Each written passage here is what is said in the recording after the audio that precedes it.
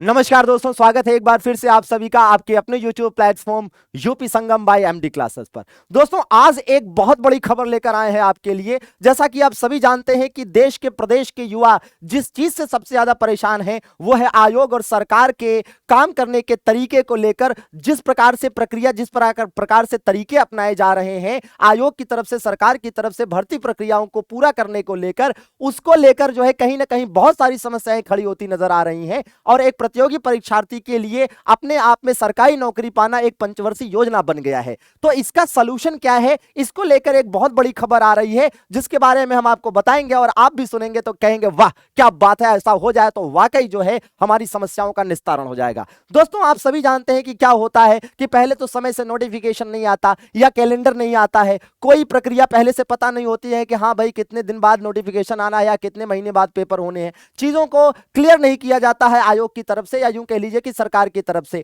अब यहां पर आप देखेंगे कई बार ऐसा होता है कि नोटिफिकेशन आ गया, नोटिफिकेशन के नियमावली में ही दिक्कत है तो पता चला नोटिफिकेशन कैंसिल हो गया। जैसे एक बार लेखपाल आया था तो पता चला लोगों ने फॉर्म वॉर्म भरे और फिर पता चला जो है उसमें रिजर्वेशन को लेकर कुछ बवाल हो गया तो कैंसिल हो गया। आज तक फिर दोबारा लेखपाल नहीं आया और वर्षों से इंतजार कर रहे हैं लोग लेखपाल का। अब तो लोग कहने लगे हैं भैया इसको लेखपाल नहीं लेटपाल कहो, दरअसल में ये लेटपाल है, लेट हो गया, अब कोई पाल वाल नहीं बनने वाला है, सब लेट हो गया मामला। इसी प्रकार से आप देखेंगे तो कई बार क्या होता है कि चलो नोटिफिकेशन आ गया, फॉर्म हम भरवाना शुरू कर दिया तो पता चला जो है वेबसाइट ही जो है बिजी चल रही है, एकदम जो है लोड लिए पड़ी है, ओवरलोड हो गई है, चौंक लिए पड़ी है ना। अब ऐसे में क्या हुआ, पता चला कई जो है ना फॉर्म ही नहीं भर पाए। ठीक है, तो उसके लिए भी पता चला ट्विटर कैंपेन चल रहा है कि भाई साहब डेट बढ़ा दो, डेट बढ़ा दो और हमारा जो है फॉर्म जो है ले लो। ठीक है, तो पता चला उसके लिए भी बवाल हो जाता है। कई बार क्या होता है कि फॉर्म भरवा लिया, फॉर्म भरवाने के बाद पता चला लंबे समय तक भर्ती प्रक्रिया क्या हो रही है, शुरू ही नहीं हो रही है, एग्जाम जो है शुरू ही नहीं हो रहा है,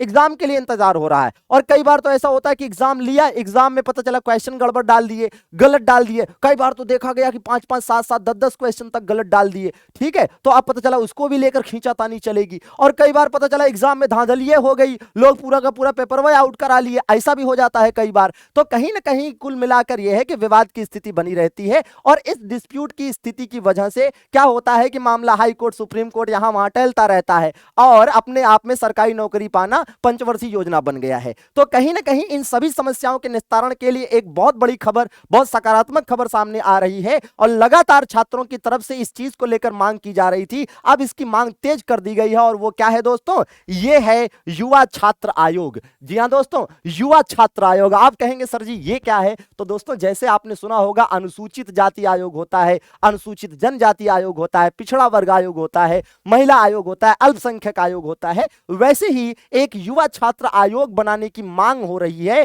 और आप देखेंगे यहां पर बहुत स्पष्ट रूप से लिखा हुआ है कि भर्ती परीक्षाओं को समयबद्ध तरीके से पूरा कराने के, प्रतियोगियों की समस्याओं तथा इनके त्वरित निस्तारण कराने के लिए युवा छात्र आयोग की मांग मुखर होने लगी है। आप देखेंगे कि नरेंद्र मोदी जो कि देश के प्रधानमंत्री जी हैं और गृह मंत्री अमित शाह के साथ साथ उत्तर प्रदेश के मुख्यमंत्री योगी आदित्यनाथ को भी इसके लिए सामूहिक मांग पत्र भेजे जाने का निर्णय लिया गया है। दोस्तों, आप देखेंगे कि जैसे ये युवा छात्र आयोग बनेगा तो ये क्या करेगा, युवाओं की अधिकतर समस्याओं की त्वरित निस्तारण करने के लिए लगातार ये आयोग मांग उठाएगा और चीजों को इजी करेगा। दोस्तों, कहीं ना कहीं योगी आदित्यनाथ से मिलने की मिलने के लिए समय भी मांगा गया है, जो यहां पर छात्र इसके लिए जो है लगातार मांग रख रहे हैं। और यहां पर आप देखेंगे कि एक बार जो है ये मांग पूरी हो जाती है तो प्रदेश और देश स्तर पर, अर्थात राष्ट्रीय स्तर पर और प्रदेश स्तर पर भी युवा छात्र आयोग बनाया जा सकेगा, जो युवाओं की तरफ से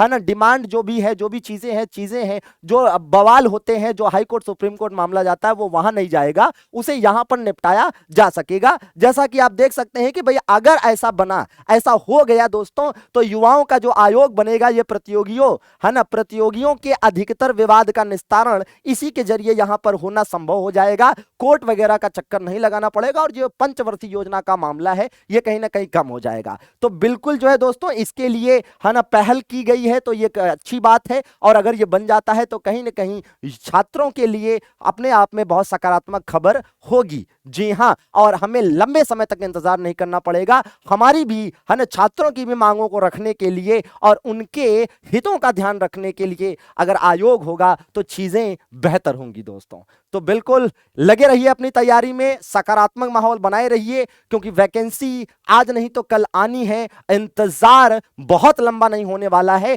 इस बात की पूरी संभावना है कि जून जुलाई तक आपको कई पेपर उत्तर प्रदेश में देखने को मिलेंगे। तो अपनी तैयारी को बेहतर बनाते रहिए।